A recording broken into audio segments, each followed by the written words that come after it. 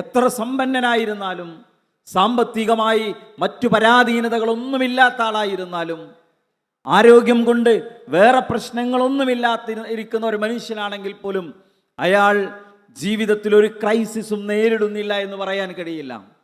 ജീവിതത്തിൽ ഒരു പ്രശ്നവും നേരിടുന്നില്ല എന്ന് പറയാൻ കഴിയില്ല. മനുഷ്യന്റെ പ്രശ്നം ആരോഗ്യ പ്രശ്നം മാത്രമല്ലല്ലോ. ഒരു മനുഷ്യന്റെ പ്രശ്നം എന്ന് പറയുന്നത് അയാളുടെ സാമ്പത്തിക പ്രശ്നം മാത്രമല്ലല്ലോ. മറിച്ച് കുടുംബജീവിതത്തിനകത്ത്, വ്യക്തി ജീവിതത്തിനകത്ത് വലിയ മാനസിക സമ്മർദ്ദങ്ങളിലൂടെ കടന്നു പോകുന്ന, കടുത്ത പരീക്ഷണങ്ങളിലൂടെ കടന്നു പോകുന്ന ധാരാളം ആളുകളുണ്ട്. ഡിപ്രഷൻ കൂടി വരുന്ന ഒരു കാലഘട്ടത്തിലാണ് നമ്മൾ ജീവിക്കുന്നത്. പ്രത്യേകിച്ച് പ്രൊഫഷണൽ കമ്മ്യൂണിറ്റിക്കകത്ത് ഡിപ്രഷൻ കൂടി വരുന്ന ഒരു കാലഘട്ടത്തിലാണ് നമ്മൾ ജീവിക്കുന്നത്.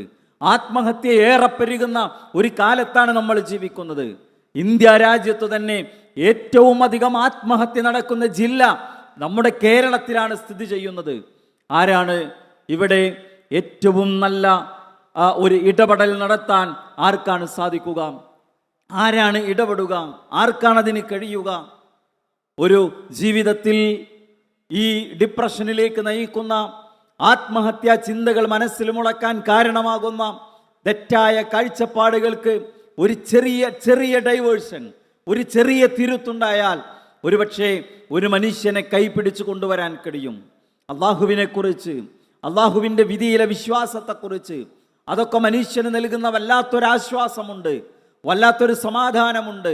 അബദ്ധജടിലമായ ജീവിത കാഴ്ചപ്പാടുകളിൽ നിന്ന്, സമീപനങ്ങളിൽ നിന്ന് മാറി ചിന്തിക്കാൻ അത്തരം കാര്യങ്ങൾ ഏറെ ഉപകാരപ്പെടും.